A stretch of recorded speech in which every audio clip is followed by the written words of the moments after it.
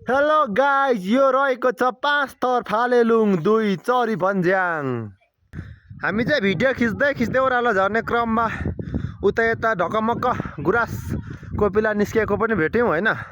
थाहा छ सम्पूर्णलाई यो चरी भन्ज्याङ अति नै राम्रो छ। अनि अलि तल पुगेपछि चिया बगान पनि देखाउने छौँ।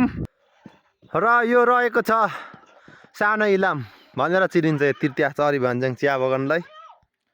देख्न सक्नुहुन्छ अति नै सुन्दर चिया बगान देखिन्छ यहाँबाट। हेर्नुहोस् यहाँनिर स्थानीयवासीले अति नै राम्रो बाटो पनि मर्मत गरिएको छ।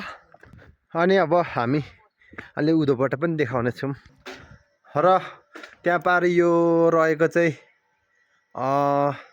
नेपाल प्रहरी क्याम्प रहेको छ। र देख्न सक्नुहुन्छ सानो इलाम त्यसै भनिएको होइन, चियाको कम्पनी चाहिँ यो हो है। अनि पारि चाहिँ ताप्लेजुङ इडियाई देखिएको छ।